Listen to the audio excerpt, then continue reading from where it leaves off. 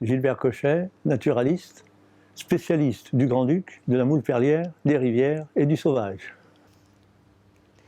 Béatrice Crémer-Cochet, professeure agrégée de sciences de la vie et de la terre, et naturaliste, photographe nature et passionnée de tout ce qui est sauvage et conservation du sauvage.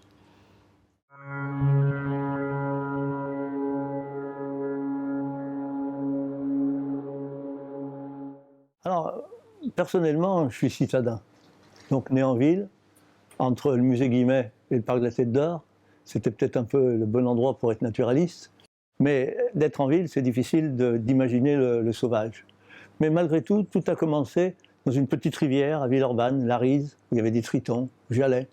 Puis après, le premier vélo, qui me permet d'aller jusque dans la Dombe et de voir plein d'oiseaux sur des étangs.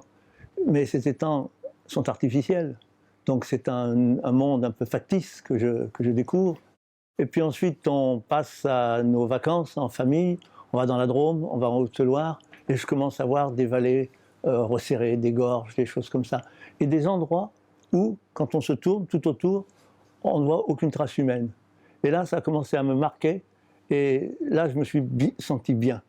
Et donc, cette sensation de bien-être dans un monde qui n'est pas façonné par l'homme, je crois que c'est ce qui a pour moi révélé le sens du sauvage par rapport à mes besoins, à mes aspirations.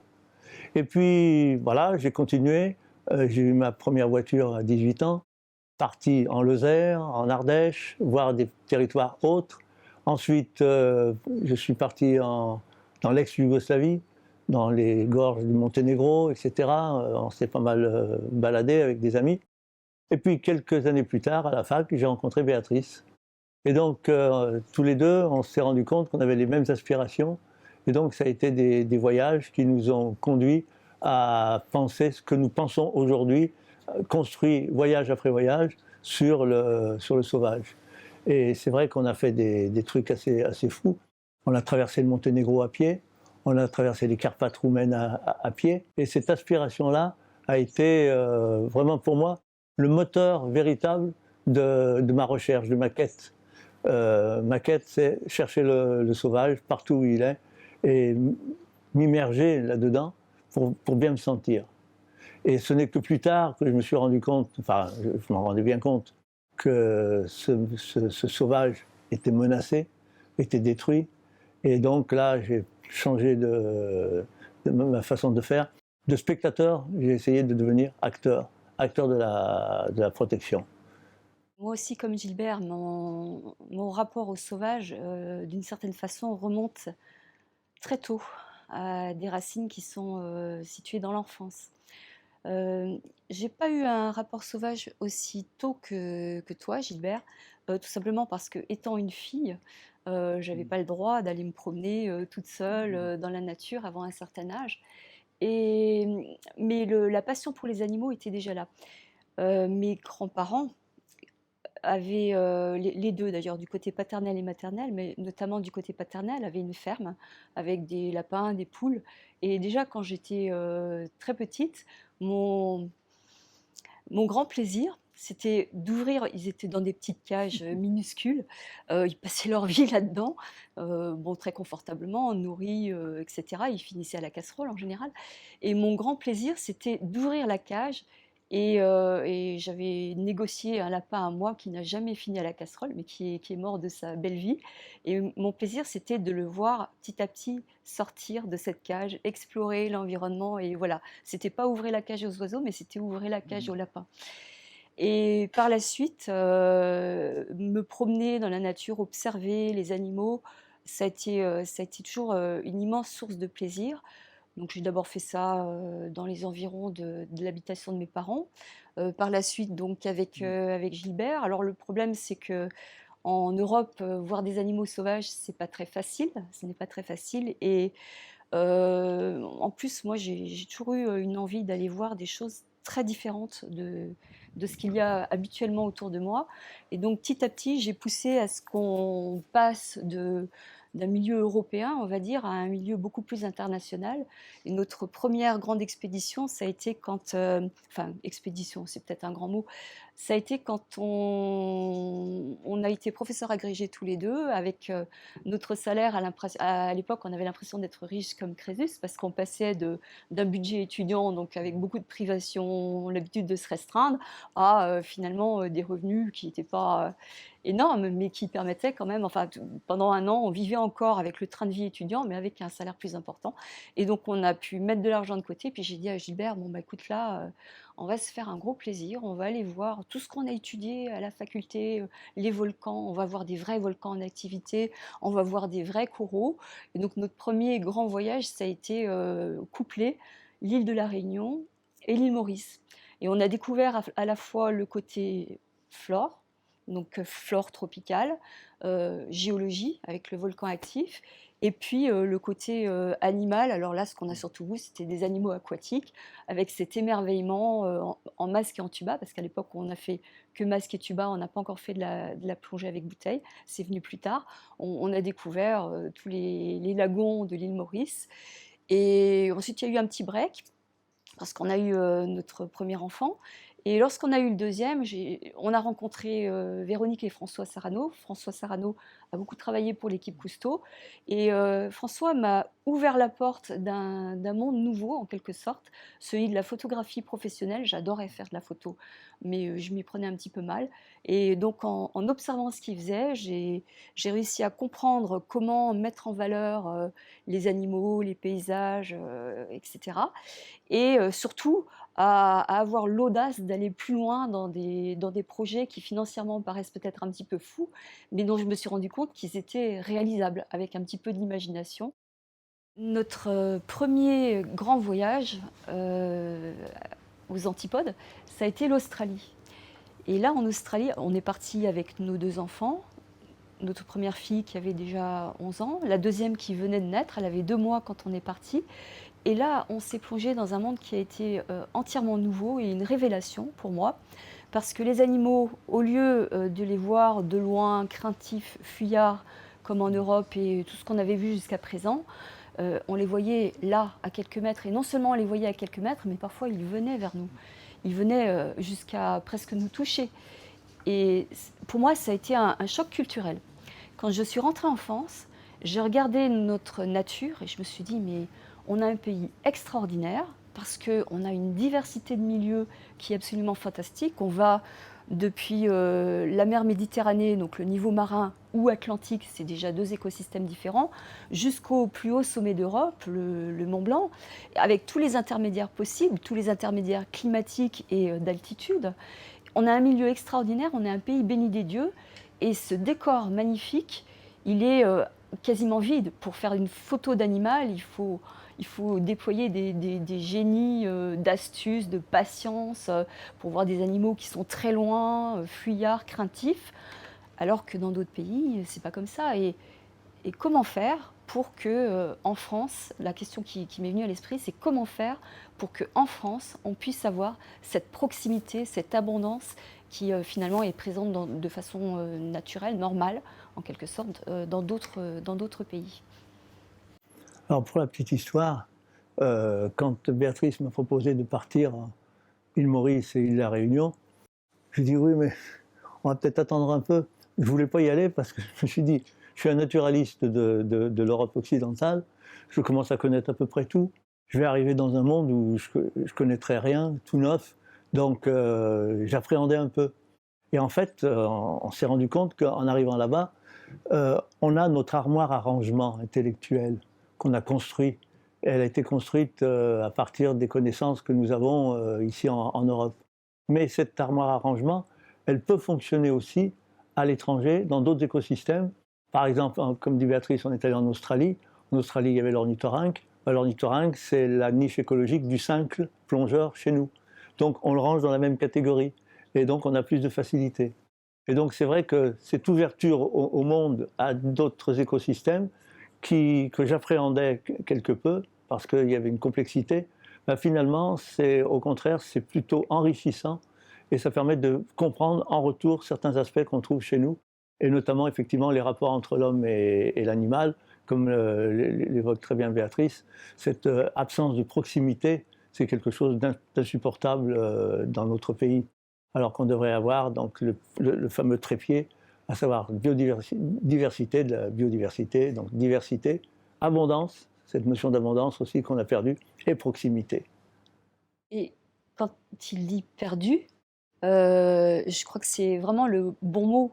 On a des preuves de cette perte, non seulement par, d'éventuels gisements fossiles, mais surtout, et c'est Gilbert qui y a pensé en premier, on a des preuves par, les gravures et les peintures rupestres qu'on trouve dans les grottes ornées, notamment la grotte Chauvet qui est proche de l'endroit où on réside.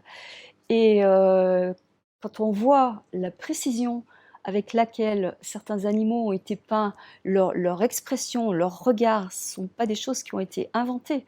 Elles correspondent à une réalité. Mais l'homme préhistorique n'avait pas de téléobjectif, il n'avait pas de jumelles, il n'avait pas de lunettes pour voir les choses de près, donc ça veut dire qu'il les a vraiment vues près.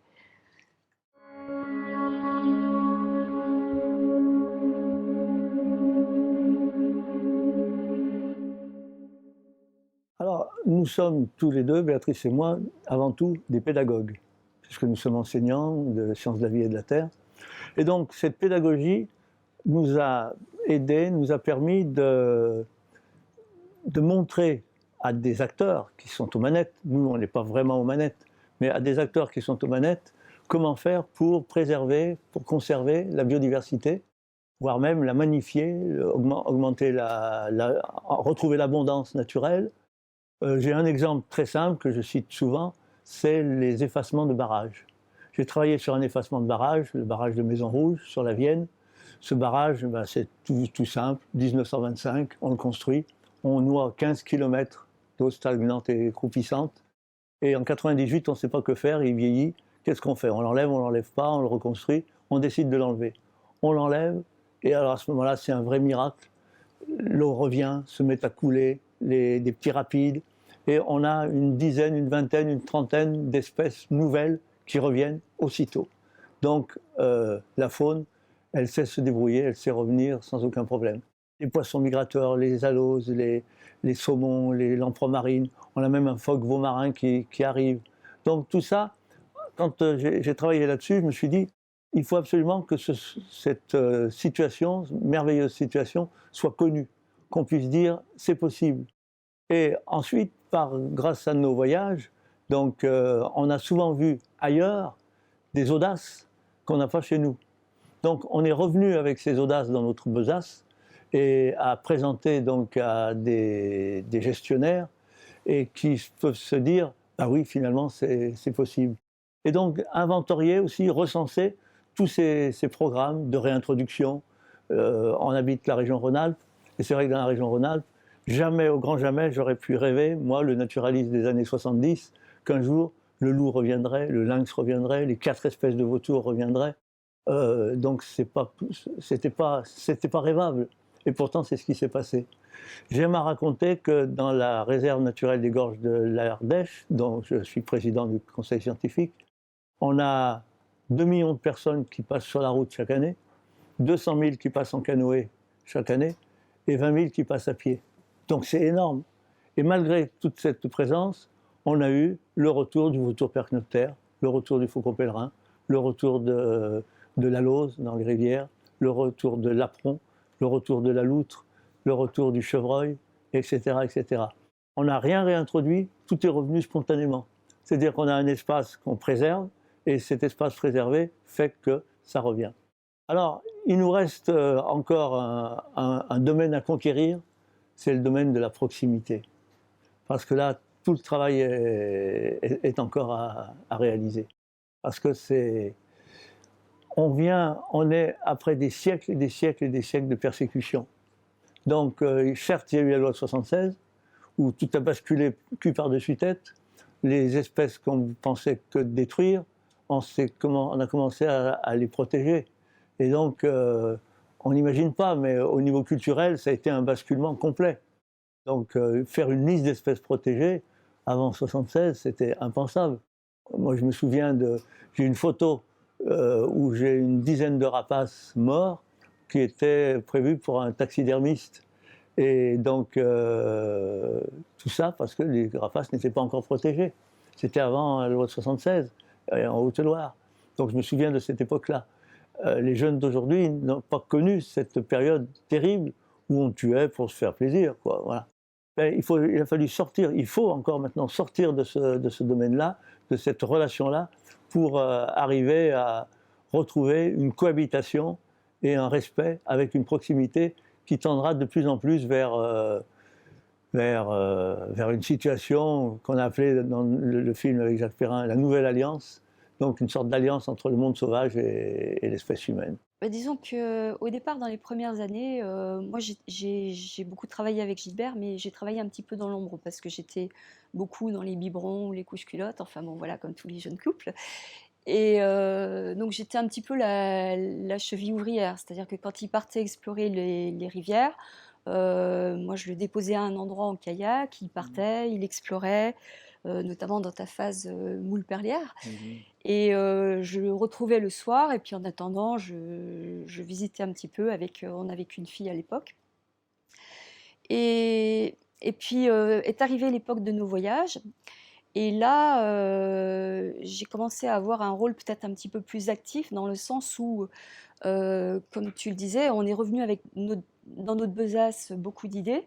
Et on a eu de longues discussions par rapport à ces idées. Et c'est devenu, pour moi comme pour lui d'ailleurs, comme une évidence que chez nous, ce qui manquait, c'était des espaces suffisamment grands et suffisamment protégés pour qu'on puisse retrouver cette abondance qui manque chez nous et cette proximité qui manque chez nous aussi.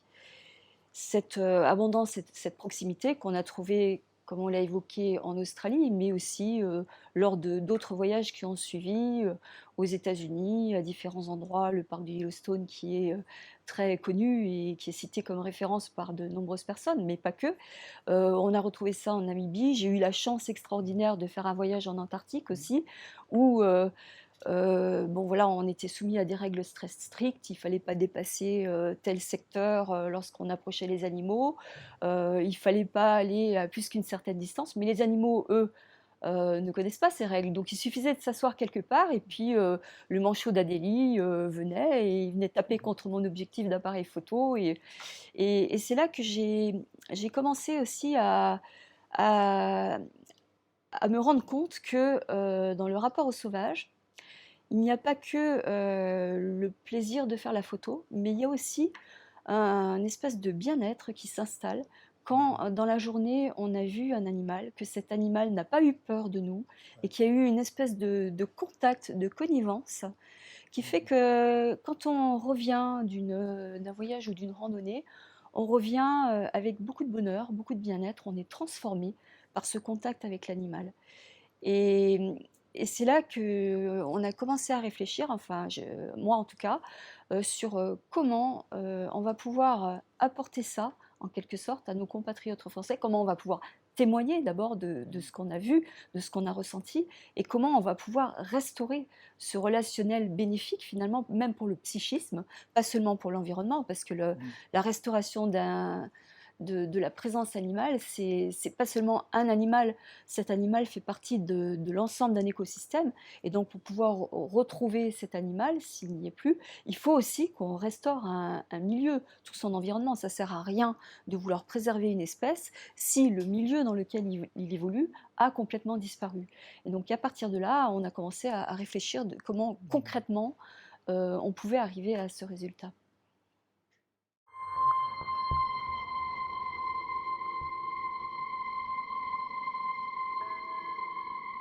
La première évidence, ça a été que déjà, il faut un espace suffisamment vaste dans lequel l'animal ou l'espèce puisse évoluer librement, sans être chassé, donc protégé, entièrement protégé, et que cet espace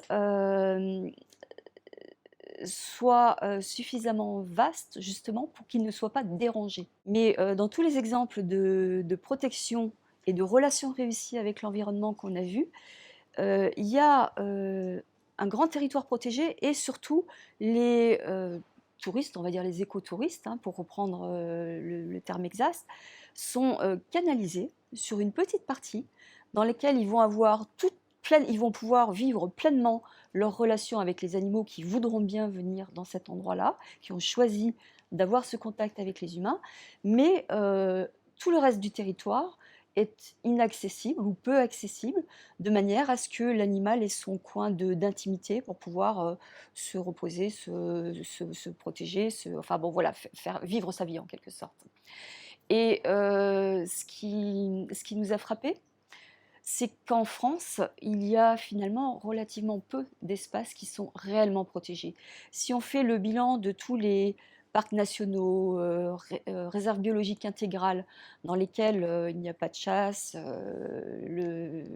l'animal est protégé, plus ou moins bien, on arrive à peu près à 1% du territoire français. Et donc là, ça a été une espèce de déclic qu'on a eu et on s'est dit, bon voilà, l'urgence, la priorité, c'est déjà d'augmenter cette possibilité de territoire dans lequel l'animal va pouvoir évoluer librement et donc en fait finalement d'augmenter des territoires qu'on va laisser en libre évolution. On a fait un topo guide de découverte des gorges d'Ardèche, donc on a randonné. Tous les circuits de ce topo guide ont été faits de telle manière qu'ils ne dérangent pas. Par exemple, il y a un couple d'aigles de Bonelli qui niche quelque part. On fait en sorte que le sentier ne passe pas sous la falaise où il niche pour ne pas le déranger. Donc tout a été étudié bien précisément. Donc on s'est partagé l'espace en quelque sorte et on cohabite parce qu'on a chacun sa place. Mais on peut partager aussi l'espace-temps. C'est ce qu'on a fait avec toujours dans les gorges d'Ardèche, avec les bivouacs sauvages qu'on a interdits. Parce qu'il y avait des bivouacs sauvages tout le long des gorges. On a interdit ça, et il y a 2 aires de bivouac où les gens se rassemblent. Et entre ces aires de bivouac, il reste toute la rivière Ardèche sans personne. On a des loutres avec des loutrons, donc des reproductions qui se sont faites, alors qu'on a encore une fois 200 000 personnes qui passent chaque année dans ces gorges en canoë. Eh bien, la cohabitation peut se faire. Même dans nos pays où nous sommes nombreux, où on n'a pas les grands espaces américains, on peut arriver à cohabiter. Donc ça a été un peu un déclic. Et puis on a notre côté donc, de pédagogue et on est un peu aux manettes puisque Béatrice et moi, nous sommes au conseil scientifique régional du patrimoine naturel de la région Rhône-Alpes-Auvergne. Et donc on nous fait passer les plans de gestion des réserves naturelles et on a notre mot à dire. On peut dire, bah là, il faudrait peut-être prévoir plus de place pour la faune sauvage. Donc voilà. Et il faudra qu'on ait des surfaces de plus en plus importantes, sans chasse, effectivement, pour que cette confiance puisse revenir, parce que ça met beaucoup de temps. Il a fallu des siècles de persécution qui fait que le chevreuil, quand il est à 500 mètres de l'espèce humaine, il va se carapater, il va se cacher, parce qu'il sait qu'en général, ça se finit mal, quoi. Et il faut qu'il oublie cet aspect-là et qu'il devienne beaucoup plus proche de l'homme. Et en même temps, je pense que cette proximité, ce sont des spectacles qu'on nous a quelque part un peu volés et que nous devons retrouver. Je reviens toujours à mon exemple des gorges de l'Ardèche parce que avec la pression humaine qu'il y a dessus, j'aime bien prendre cet exemple-là pour montrer que c'est possible, c'est vraiment possible. Si c'est possible dans les gorges d'Ardèche, c'est possible partout. Quand les bateliers me disent « Ah ben Gilbert, hier matin, c'était de bonne heure avec les bateliers, on descendait l'Ardèche, on avait des touristes avec nous dans nos barques, et on a eu un spectacle magnifique. Il y a un chevreuil qui a traversé la rivière sur un gué. Et donc c'est vrai que c'est bucolique, c'est extraordinaire. Mais ça, ils le voient une fois tous les 6 mois. Alors qu'en fait, on devrait le voir chaque jour, et même plusieurs fois par jour. Donc ce spectacle nous a été volé quelque part, et donc il doit être restitué. Mais pour le restituer, il faut du temps. Mais je pense que c'est le meilleur moyen d'aller vers le fait d'accaparer ce monde sauvage et montrer on peut vivre avec. Parce que c'est vrai que quand on dit sauvage, si on part d'une définition du sauvage, c'est tout ce qui n'est pas l'homme. Ben non, parce que le sauvage sans l'homme, on ne peut même pas savoir que c'est sauvage, puisque si on n'y va pas voir, on ne peut pas savoir ce qui s'y passe. Alors qu'au contraire, ça me rappelle ma jeunesse, quand je me sentais bien dans un endroit où, en tournant la tête autour de moi, je ne voyais rien d'humain. Et pourtant, je suis humain, moi. Donc je baigne dans ce sauvage, sans le déranger. Donc j'ai ma place, moi aussi. Mais c'est la place de l'homme contemplatif. celui qui passe, il ne laisse pas de traces. Donc celui-là, il a toute sa place. Et bien souvent, on nous oppose, c'est la fameuse mise sous cloche. Mais la mise sous cloche, ça ne veut rien dire du tout, c'est une stupidité sans nom. Quand on met sous cloche, ça veut dire qu'on ne peut plus s'échapper, on peut plus... Non, non, un espace naturel d'aujourd'hui, les individus peuvent se déplacer, peuvent apprendre à se rendre compte que ici c'est protégé, là ça ne l'est pas. Chaque année avec Béatrice, on va écouter le brame du cerf sur les hauts plateaux du Vercors. Il y a une RBI, réserve biologique intégrale, qui fait 2200 hectares. Il y a une densité de cerfs remarquable, pas trop, parce que de toute façon il y a des meutes de loups qui s'en occupent, donc qui régulent bien l'ensemble. Ça brame la journée et ça roupille la nuit, parce qu'on est dans un rythme naturel. Et on s'est rendu compte que les cerfs, ils ont délimité une zone où ils sont vraiment protégés, ils le savent. Ils se sont mis en place une petite zone tampon, et après il y a la zone où ils sont chassés. Ils ont vite compris cette... Alors, c'est difficile, ils sont très difficiles à voir, parce qu'on est dans une forêt qui n'a jamais été exploitée depuis très longtemps, donc avec des arbres un petit peu les uns enlacés avec les autres, c'est assez extraordinaire. Donc la vue ne porte pas très loin, mais on les entend vraiment très très proches. Et ce sont des expériences magnifiques. Et ça, on devrait à terme pouvoir dire, ben voilà, en France, il ne faut plus n'importe quel Français puisse aller à 3/4 d'heure, 1 heure de chez lui, une place de brame, qu'il puisse aller écouter ce grand moment qu'est le brame du cerf, septembre-octobre. Et puis après, on pourrait avoir d'autres spectacles. Le rut du chamois et du bouquetin, qui vont aller en fin d'année. En novembre-décembre, la fraie des saumons, grand moment, avec des saumons qui font 1 mètre de long, qui viennent frayer dans les rivières. Tous ces spectacles de la nature, avec un programme donc, qui est immuable, préétabli, qui existe depuis des millénaires, voire même dans certains cas des centaines de milliers, voire des millions d'années, on devrait à nouveau nous les restituer. Nous restituer un petit programme, comme il y a des programmes de spectacle, donc programme du spectacle naturel, qui se fait gratuitement et qui est de plus en plus extraordinaire avec le temps, surtout si on retrouve l'abondance et la diversité.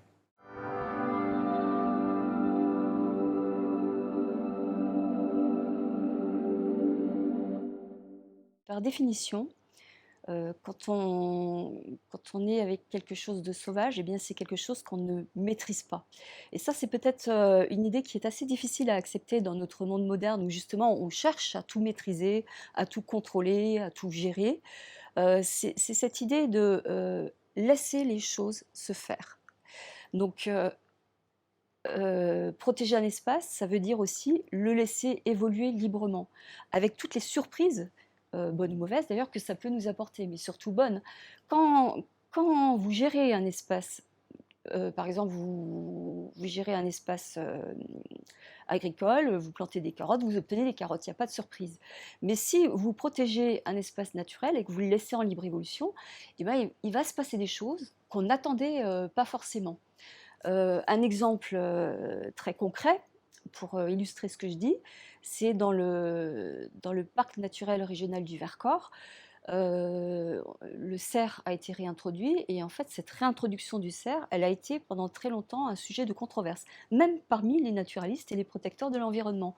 Il y avait des gens qui disaient ah non mais c'est pas possible, le cerf pourra jamais vivre dans le Vercors parce que c'est un milieu calcaire, donc par définition très sec, il y a plein de failles dans la roche et quand il pleut, ben, l'eau s'engouffre directement dans les failles et c'est un milieu qui est très très sec. Et le cerf a besoin d'eau pour boire. Donc voilà, c'était l'idée qu'on avait au départ et on se disait mais non, le cerf dans le Vercors, c'est pas possible. Il y a des gens qui ont eu l'audace de le réintroduire quand même et c'est là qu'on a eu la surprise. Le cerf, en fait, dans son comportement, il a tendance à se rouler par terre dans des creux, à se rouler dans la boue pour se déparasiter. C'est un petit peu comme les femmes qui font un masque facial pour enlever enfin, resserrer les pores, enlever les points noirs, les impuretés, etc. Lui, ça le déparasite.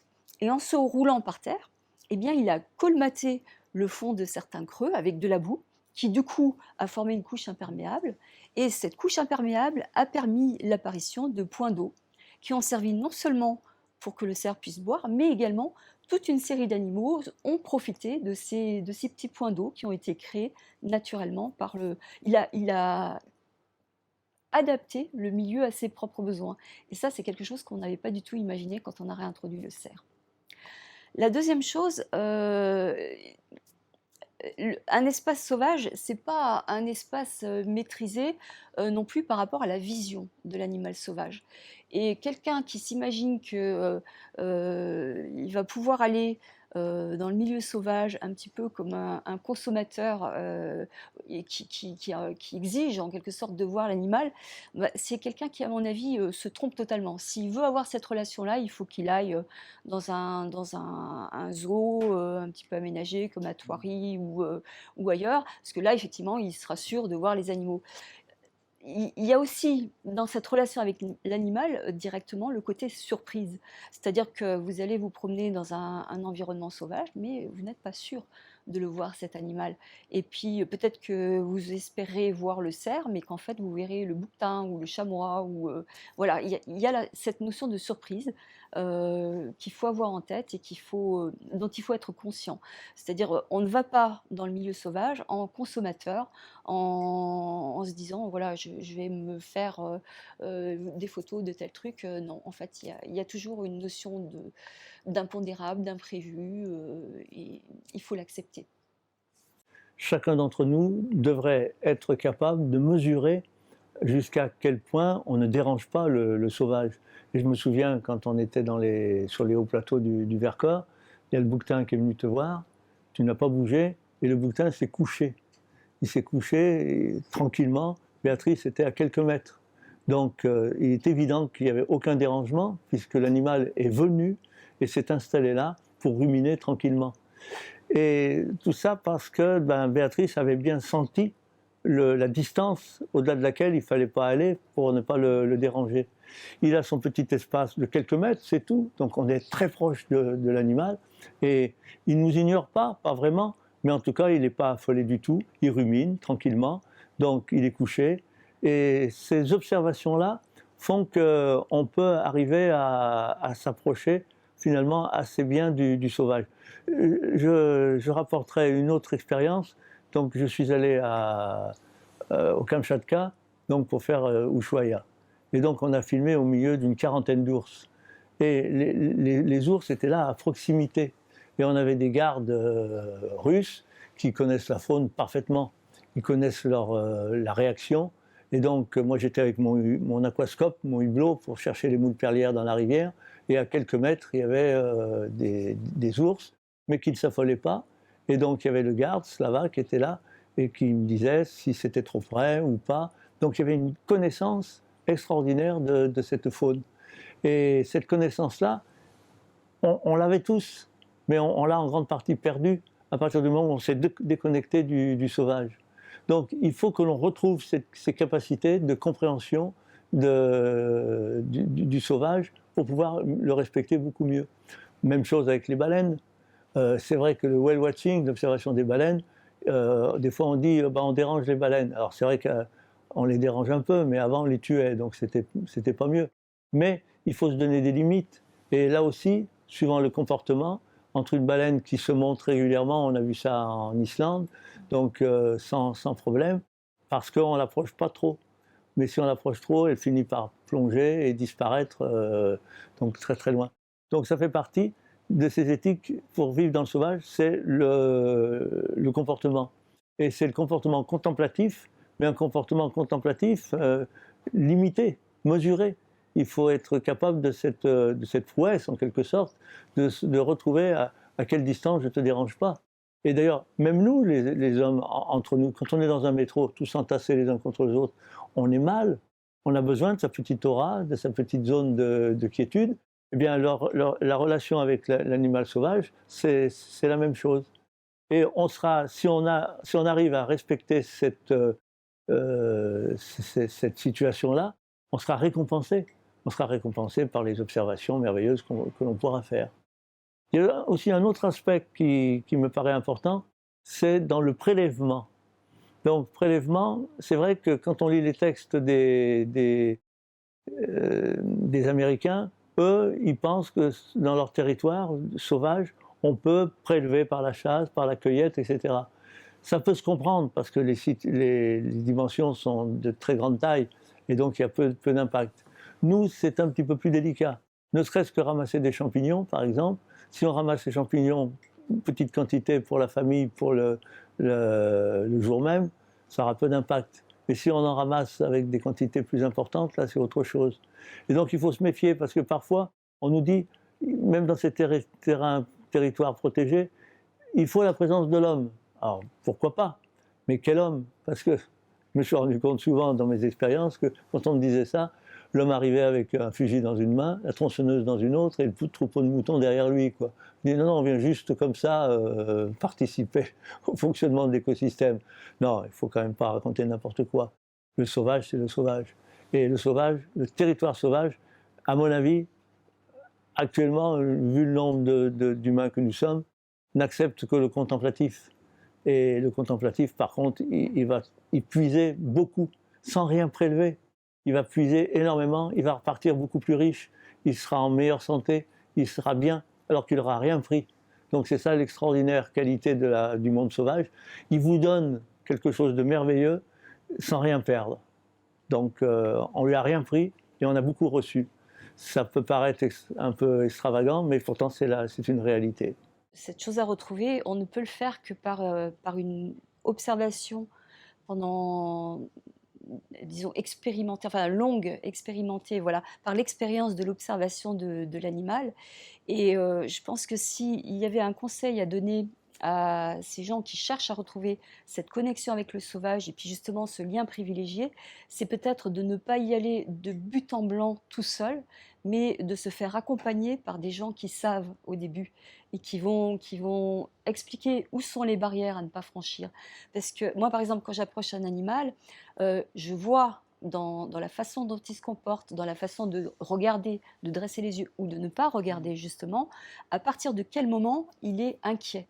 Et quand il est inquiet, c'est déjà trop tard. On est au-delà de sa sphère, enfin de sa limite de distance enfin, voilà, on est rentré trop loin dans son intimité. Et donc, il faut savoir reculer. Et ça, c'est pas quelque chose qui arrive au premier contact.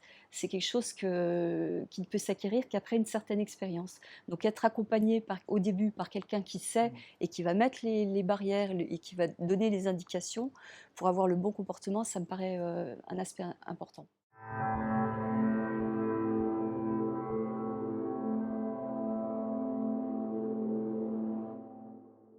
Dans un premier temps, il faut faire un petit historique. Il y a un siècle, le parc national suisse, par exemple, le parc national du Grand Paradis, on les protégeait parce qu'on protégeait la nature. La notion était simple, la nature sait tout faire, on la protège, donc voilà. Je dirais qu'on était déjà dans la libre évolution, paradoxalement. Et puis après, petit à petit, sont venues des listes d'espèces dites patrimoniales. Donc on s'est dit, ces espèces sont très importantes, il y a des espèces très importantes, puis il y en a d'autres qui le sont un petit peu moins. Et il arrive un moment, on est un peu titillé parce qu'on se rend compte que, tiens, mais si on met des nichoirs, on va augmenter le nombre de l'espèce qui est importante. Et il y a eu petit à petit une dérive comme cela, et on s'est mis après à gérer la nature sauvage, qui n'était plus tout à fait d'ailleurs, pour produire en quelque sorte de l'orchidée, du papillon, etc., etc. Et on a été obligé de faire pas mal d'études pour redémontrer que la libre évolution, de mettre en place la libre évolution, c'est ce qu'on avait mis au départ mais qu'on avait oublié entre-temps, c'est finalement ce qui nous donne le meilleur, c'est-à-dire la biodiversité qu'il doit y avoir et non pas une biodiversité choisie avec des critères et des curseurs qu'on décide chacun soi-même. Et donc cette libre évolution, il a fallu, c'est un paradoxe quelque part, parce qu'il a fallu redémontrer que c'était ce qui fonctionnait le mieux. Un exemple, j'évoquais le parc national suisse. Quand le parc national suisse s'est créé en 1914, ils ont viré les moutons et les vaches, et le pastoralisme n'y était plus. Par contre, il y avait les ongulés sauvages, à savoir les cerfs, les chamois, les bouquetins, etc., qui se sont occupés des prairies, exactement comme le faisaient les moutons et les bovins. Et là où il y a les plus grosses densités de cerfs, c'est là qu'il y a les plus grosses densités d'orchidées, de papillons. Donc une libre évolution qui nous fait des surprises.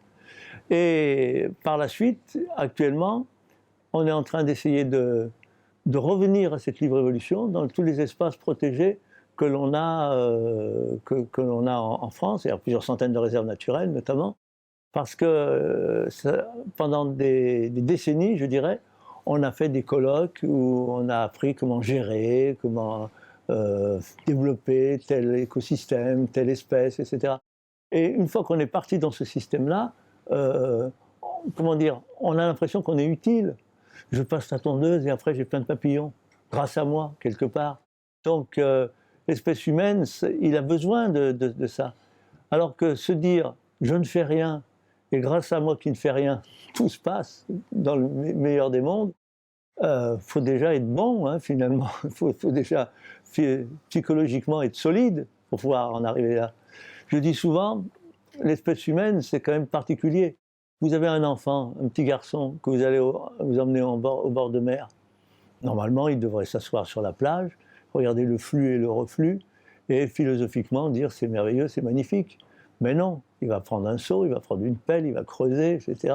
Il va s'animer, il va s'activer. C'est l'espèce humaine. On est tous des ingénieurs en puissance.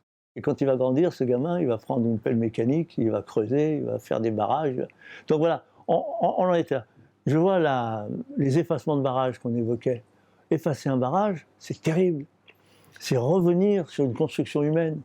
Donc ça demande un effort psychologique extraordinaire. Il faut applaudir, applaudir, applaudir les hommes qui ont eu le courage de dire ce qu'on a fait là, c'était une bêtise. Et on revient sur la bêtise. Alors, on ne revient jamais complètement. Le fameux barrage de Maison Rouge sur la Vienne, quand il a été effacé, on a laissé là où il était une petite bande de béton. On a dit parce que sinon la rivière risque de s'enfoncer. Bien sûr qu'elle ne risquait pas de s'enfoncer, la rivière. Mais on a voulu quand même penser qu'on a quand même besoin du bonhomme. Le retour de la forêt en France. Chaque année, c'est plusieurs dizaines de milliers d'hectares qui reviennent de façon spontanée, pratiquement pour toutes ces forêts. Sauf, il y a à peu près 15% de ce retour, ce sont des plantations. Et quelque part, on peut se dire, heureusement qu'il y a ces 15%, parce qu'on a l'impression que le forestier, il sert à quelque chose pour faire ces 15%. Imaginez que ce soit 100% des forêts qui soient spontanées. Le forestier dirait, mais qu'est-ce que je fais là? Je suis perdu, on n'a plus besoin de moi. Donc, il y a vraiment un travail psychologique, on va dire, à faire, culturel aussi, énorme, pour pouvoir accepter le retour du sauvage, le réensauvagement. Le terme, d'ailleurs, quand j'ai fait mon ouvrage Réensauvageons la France, on a pensé aux sauvageons de Jean-Pierre Chevènement, on a pensé aux sauvages, voilà, le bon sauvage, le mauvais sauvage. Voilà.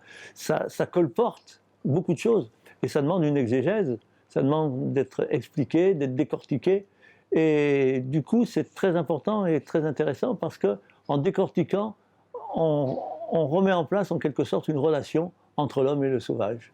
Et finalement, on peut s'estimer heureux que l'on puisse redonner toute sa richesse à la fonctionnalité des écosystèmes en enlevant un barrage, en supprimant des digues, en laissant évoluer une forêt avec des arbres morts qui tombent, etc. etc., etc. Moi, j'ai souvent entendu dire, «Oui, mais s'il n'y avait pas l'agriculture, il y aurait plus de paysage, les agriculteurs entretiennent le paysage». Alors oui, les agriculteurs entretiennent le paysage, mais un certain type de paysage. Et ce qu'on oublie, c'est que la forêt, les prairies, les paysages existaient bien avant l'apparition de l'homme sur terre. Et tout ça fonctionnait très bien quand on n'y était pas. Alors ça ne veut pas dire que ça ne peut plus fonctionner parce qu'on y est, on ne veut pas non plus tout mélanger, mais voilà, il y a des gens qui ont du mal à lâcher prise.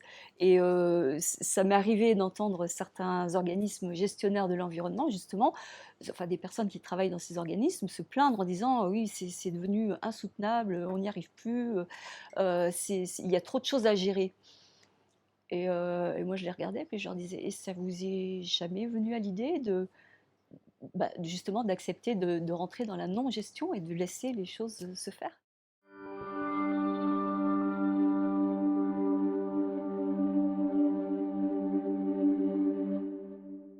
Alors la principale difficulté dans la libre évolution, c'est que sur les espaces qui sont protégés actuellement, déclarés protégés par l'État, il y a des propriétés privées. Et c'est difficile d'exiger des propriétaires un certain nombre de choses, puisqu'ils sont par définition chez eux. Et donc l'une des façons de contourner cette difficulté, eh bien, c'est justement l'acquisition foncière. Alors certains départements, comme notamment l'Ardèche dans lequel on habite, s'y sont déjà employés et achètent certains terrains privés lorsqu'ils sont en vente, donc il y a un droit de préemption.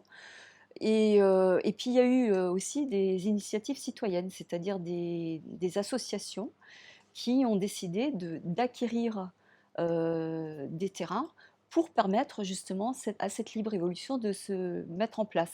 Ce qui quelque part est un petit peu paradoxal parce que c'est acquérir des terrains pour non pas pour une jouissance personnelle, c'est la définition de la propriété, mais pour la jouissance d'autrui, en quelque sorte. Puisque ces terrains sont des espaces ouverts dans lesquels les animaux, les végétaux vont pouvoir rentrer, sortir, les humains aussi vont pouvoir rentrer, sortir et profiter des bénéfices de cette libre évolution. Oui, alors nous avons deux exemples, deux associations qui fonctionnent comme ça. C'est l'ASPAS, l'Association de protection des animaux sauvages. Et donc, Béatrice et moi, nous sommes administrateurs de l'ASPAS. Et on a déjà plusieurs sites, donc les Deux Lacs, dans la vallée du Rhône, le Grand Barry, donc ça fait 130 hectares dans le sud, dans le Diois, en quelque sorte, voilà. Et puis on a le Trégor, 60 hectares sur les bords du Légué, donc un fleuve côtier donc en Bretagne. Et donc on a soit acquis, soit ce sont des dons qui nous ont été faits. Et déjà, on voit les changements. Par exemple, dans la réserve du Grand Barry, on a une densité de chamois qui est 10-15 individus au 100 hectares, ce qui est une très belle densité. Et on les observe de plus près qu'ailleurs. Donc il commence à y avoir des changements de comportement. Donc voilà, alors deuxième association à fonctionner, qui a été d'ailleurs historiquement la première à mettre ça en place, c'est notre association qui s'appelle Forêt Sauvage. Et Forêt Sauvage, on a acquis plusieurs centaines d'hectares, là aussi, petit à petit, parcelle après parcelle. Et comme dit Béatrice, pour ne pas désapproprier finalement le propriétaire, en lui disant bah, c'est fini, chez vous on ne pourra plus rien faire. Il nous vend son terrain, et bien souvent quand on discute avec lui, parce que là par contre on ne peut pas exiger de lui qu'il nous le vende.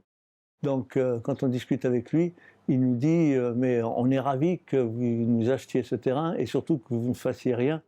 Et donc je vais pouvoir continuer à le voir naturel, quoi. Ce sont des aspirations qui existent déjà. C'est-à-dire que même au plus profond de nos campagnes, eh bien, vous avez certaines personnes qui se disent ben voilà, moi ma forêt, j'aimerais bien qu'on ne la touche pas, qu'on la préserve. Il y a un besoin comme cela de préservation. Et il y a un outil, alors certes relativement peu développé pour l'instant, mais il y a l'outil de la maîtrise foncière. Et par contre, il faut qu'après la maîtrise foncière, il y ait l'absence de gestion, qui est la libre évolution. Parce que maîtrise foncière, par exemple, le Conservatoire du littoral achète, mais ensuite il confie cette gestion à des services qui peuvent être un peu atteints de gestionnite, parfois. Donc c'est à éviter. Mais voilà, c'est je pense, une révolution. On n'est pas arrivé au point de ce qui se passe au Royaume-Uni, par exemple, où il y a le National Trust qui, avec 3 millions d'adhérents, donc achète une très grande partie de la Grande-Bretagne. Mais voilà, ça permet de pouvoir acquérir quand même dans des secteurs qu'on ne pourrait pas protéger autrement grâce à cet outil. Oui, alors l'idée d'acquisition foncière, effectivement, bah, c'est en fait un petit peu toi qui en es à l'origine. C'est-à-dire que dans un endroit où Gilbert a beaucoup passé ses vacances d'enfance et auquel il était très attaché, il y avait une aire d'aigle-beauté. Alors une aire d'aigle-beauté, il faut vous imaginer, c'est un oiseau, un arapace qui n'est pas très grand, mais par contre son aire est immense. Là, elle faisait à peu près 1 mètre de diamètre sur un vieux hêtre. Il faut des vieux arbres pour supporter des aires de cette taille-là. Et c'est une aire qui était suivie par les ornithologues depuis un certain nombre d'années. Ils revenaient chaque année régulièrement sur cette aire et ils l'agrandissaient petit à petit. Et un jour, le propriétaire de ce terrain a fait une coupe à blanc et donc tout a disparu et ce hêtre a été coupé comme les autres arbres et tout ça pour servir, de bois de chauffage. Donc ça a été, un déchirement, un arrachement de cœur. Tu en as pleuré à l'époque et c'est là qu'on s'est dit, «Il faut faire quelque chose» et c'est comme ça que cette idée d'acquisition foncière, nous est venue à l'esprit petit à petit, en essayant de trouver une solution justement pour éviter ce genre de drame. Et la fin de l'histoire, à l'américaine toujours, est très jolie, c'est que au bout d'un certain temps, donc quand on a pu acquérir un certain nombre de parcelles dans ce secteur-là, eh bien, l'aigle botté est revenu et il a rebâti une aire sur un autre arbre qui était dans les parcelles qu'on avait achetées. Donc voilà, une fin magnifique.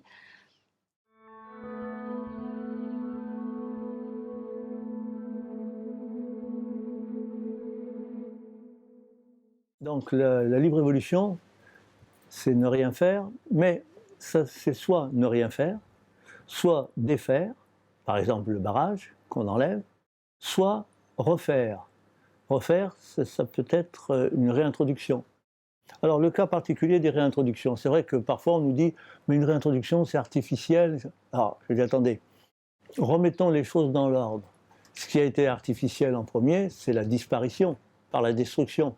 Donc c'est trop facile de dire bon ben on a détruit, c'était une autre période, mais maintenant on ne va pas reconstruire puisque de toute façon ce serait artificiel. Bien sûr que si. Alors soit le retour à la complexité, à la diversité globale d'un écosystème peut se faire d'elle-même, de lui-même, ce retour. Et à ce moment-là, il suffit de laisser faire, les espèces vont revenir, vont se réinstaller. Soit on est dans une situation où il n'y a pratiquement aucune chance que les espèces reviennent d'elles-mêmes, on va être contraint à la réintroduction. Mais la réintroduction, c'est un petit coup de pouce pour remettre dans l'écosystème un peu de fonctionnalité. Je prends quelques exemples. Le roc ne va pas revenir tout seul. Le bison ne va pas revenir tout seul. Enfin, le bison encore, à la rigueur, il pourrait peut-être. Mais il y a des opérations de réintroduction. Et on se rend compte que ces espèces dites clés de voûte, c'est-à-dire qui ont un impact très fort sur l'écosystème, eh bien, elles vont apporter un fonctionnement qui était le fonctionnement de l'écosystème avant qu'on l'ait vidé de sa substance en faisant disparaître ces quelques espèces. Il y a beaucoup d'écosystèmes actuellement, l'écosystème forêt par exemple, il roupille. Il roupille parce qu'il n'y a pas les grands ongulés, le roc, le tarpan, le bison, l'élan, éventuellement. Donc faire revenir ces espèces-là, c'est pas finalement avoir une activité artificielle. Donc ça se justifie. Il ne faut pas que ça devienne un business et je viens, je vous vends mon bison et puis voilà. Mais avant d'en arriver là, je pense que la plupart des réintroductions qui ont été réalisées, le retour des vautours, par exemple, des 4 espèces de vautours, ça a été un succès remarquable.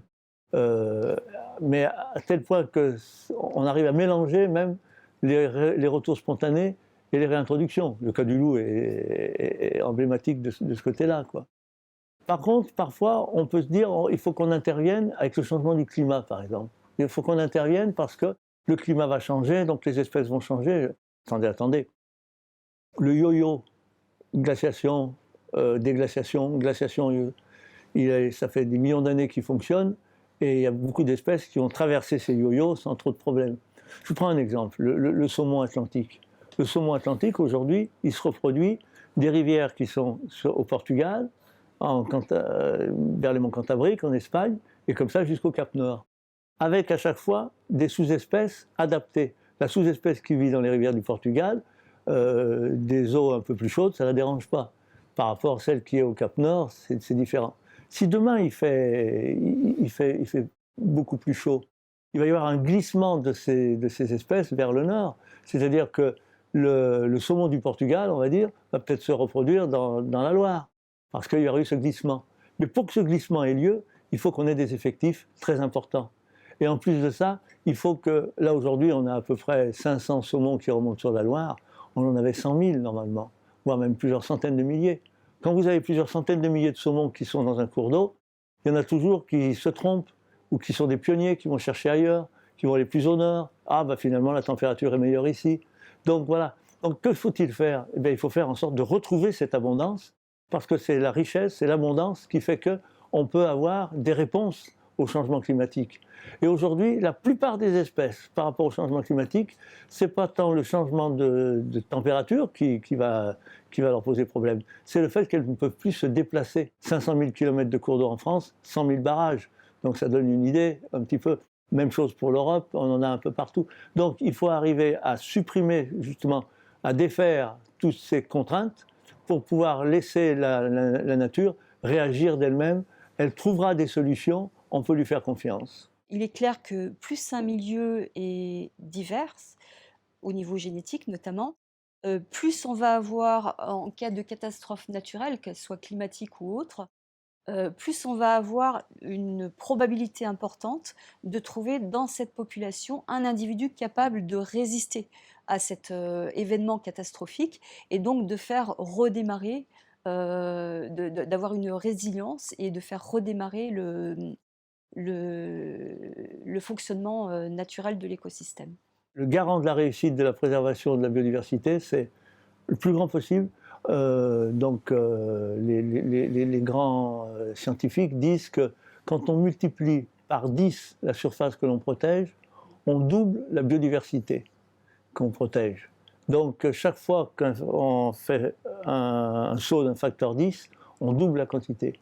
On va avoir 1000 espèces, et bien on multiplie par 10 la surface, on en aura 2000. Donc ça veut dire qu'il faut aller vers le plus grand possible. Ensuite, il faut que ce soit connecté.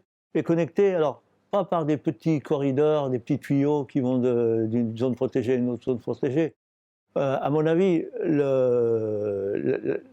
la connexion, le corridor, ça doit être au contraire une dispersion interstitielle du sauvage partout où il peut aller.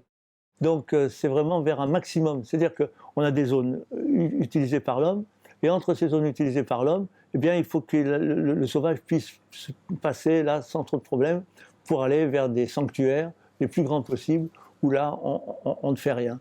On laisse faire la nature complètement. Donc on aurait ces différents degrés, on aurait cette imbrication un petit peu qui fait que le sauvage apporterait du bien partout, et que s'il y a une petite catastrophe, un changement, comme dit Béatrice, à ce moment-là, on ait la richesse, la biodiversité génétique pour répondre, pour trouver la réponse aux nouveaux problèmes qui arrivent. Parce qu'il en arrivera avec les contrats mondiaux qu'on est en train de nous mettre en place. C'est facile de penser qu'on va avoir de nouvelles espèces invasives qui vont s'installer et poser des problèmes devant lesquels il va falloir que les espèces de chez nous, continentales notamment, puissent répondre. Et voilà. Donc ça, c'est très important. Et puis, donc connecté, comme je vous disais, et surtout avec toutes les composantes pour pouvoir fonctionner. Quand on a fait le parc national suisse, on a réintroduit le bouquetin. La vanoise, pareil. Donc la vanoise sans ses bouquetins, ce serait rien du tout. Et ensuite, on est arrivé au gypaète, la réintroduction du gypaète. C'est quelque chose de magnifique. Ce sont des espèces qui ont été détruites par l'homme et qu'on fait revenir et qui remettent de la fonctionnalité. Donc voilà. Et pour une fois, l'homme se sent utile. Donc là où il se sentait utile à passer la tondeuse, on l'a rendu utile pour reconstituer un fonctionnement naturel qui va faire en sorte que l'écosystème puisse fonctionner sans l'homme. C'est-à-dire c'est le petit coup de pouce qu'on donne, à un moment donné, c'est tout. Après on se retire, voilà, parce qu'on a fait une bêtise, on les avait tous tués, et bien on les remet. Mais après, c'est la nature qui reprend la main.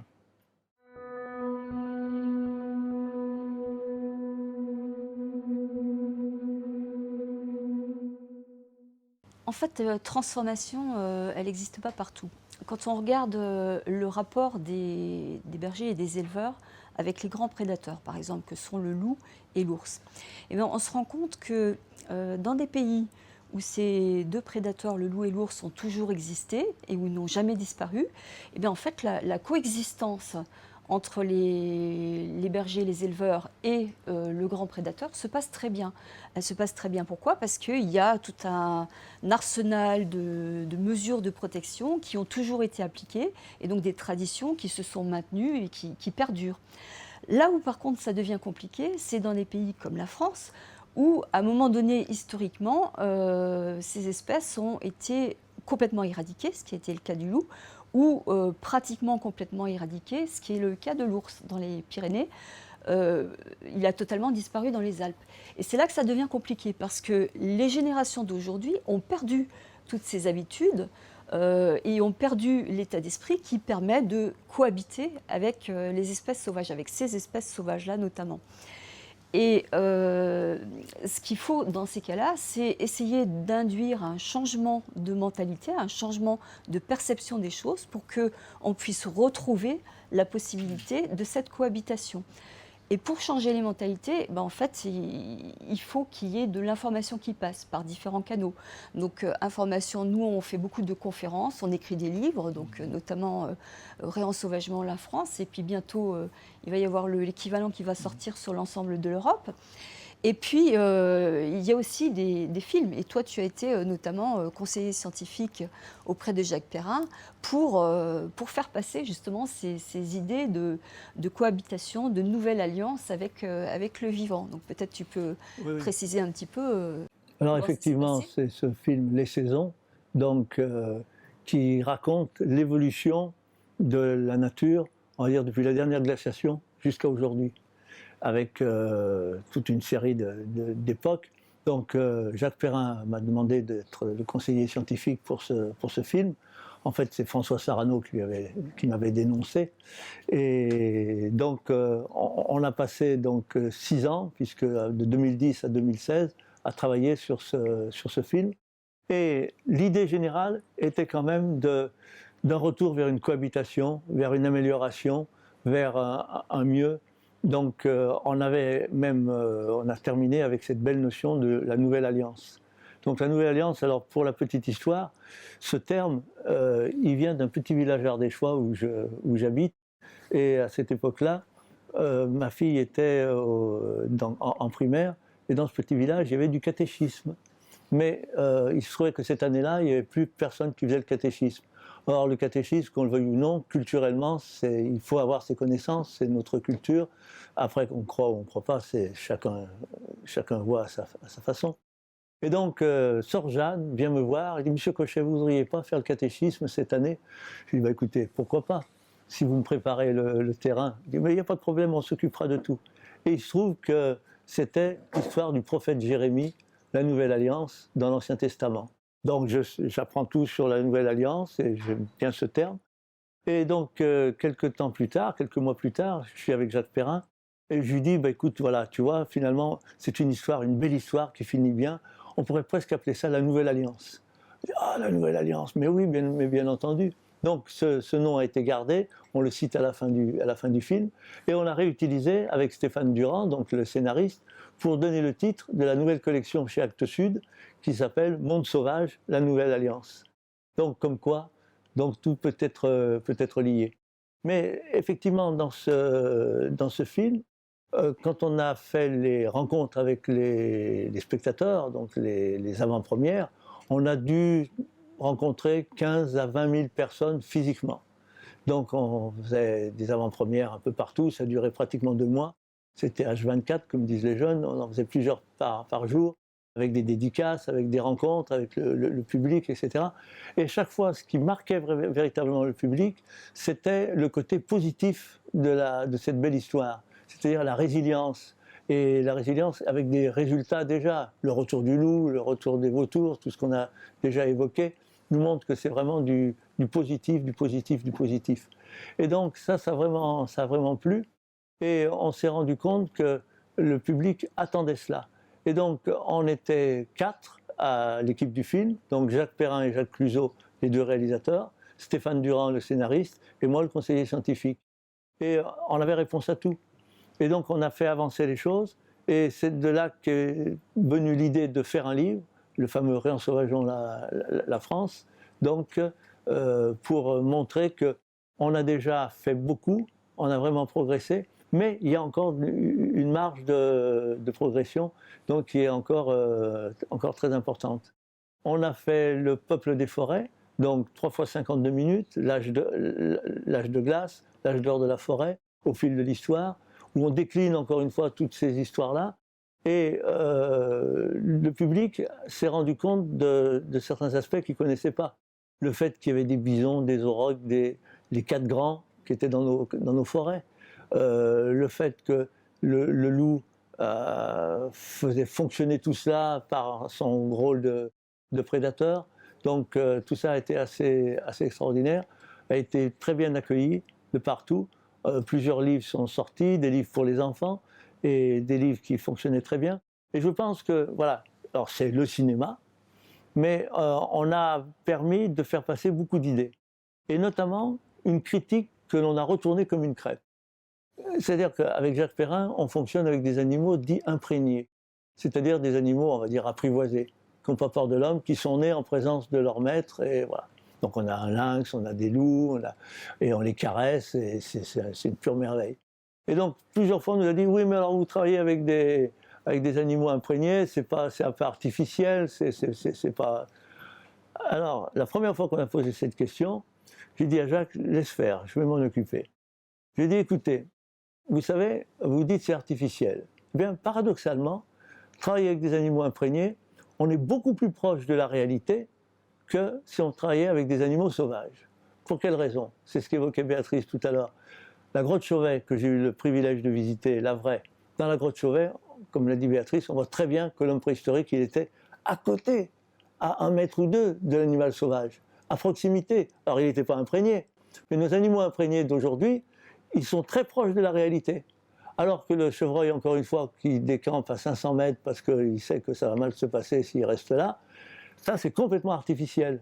Donc du coup, l'artificialité... Alors là, Jacques était émerveillé, il a dit ça c'est fabuleux, on a retourné le problème comme une crêpe, et au contraire, un inconvénient, ce qui aurait pu être un inconvénient, une maladresse, est devenu au contraire une force, parce qu'on a filmé des animaux qui ont été dans le même état d'esprit, en quelque sorte, la même proximité avec l'homme que s'il n'y avait pas eu de tout ce temps de persécution pendant des siècles et des siècles, quoi. Ce qu'il faut bien comprendre, c'est que ces persécutions, justement, ça a fait une espèce de sélection naturelle au plomb des animaux les plus craintifs. Et ceux qui étaient les plus confiants, en fait, ils ont disparu et ils n'ont pas pu transmettre leurs gènes. Alors bien sûr, il y a des situations un peu cocasses, hein. Quand on est avec le lynx qui poursuit la biche, qui est en fait un jeune cerf, comme ils sont nés en même temps, ils jouent. Et donc la majeure partie du temps, c'est plutôt le jeune cerf qui court après le lynx. Donc là, il ne faut pas filmer. Et quand le lynx s'amuse avec... voilà. On a tourné avec des ours au grand angle. Donc on est sur la petite chaise, vous savez, pliante, là, on regarde et il y a l'ours qui passe à moins d'1 mètre devant nous, quoi. Donc voilà, la proximité, c'est ça aussi. C'est on côtoie la grosse bête, quoi. Mais voilà. Et je pense que grâce à ces films, on a fait passer beaucoup de nouvelles idées et on continue parce qu'ils passent dans les écoles, on est souvent sollicité. Il y avait les livres, donc comme dit Béatrice, on est en train d'écrire celui qui sortira en printemps 2020 sur Réan Sauvageon, l'Europe, où là on a vraiment ce sera peut-être pas tout à fait ça le titre, mais en tout cas c'est l'idée, et où on a de beaux exemples que l'on pourra importer chez nous pour retrouver la place du sauvage et tout ce qu'elle mérite.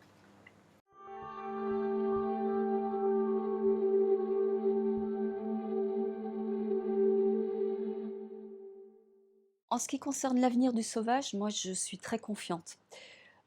Très confiante parce qu'on a eu l'occasion de faire un certain nombre de conférences, donc d'avoir un contact direct avec le public.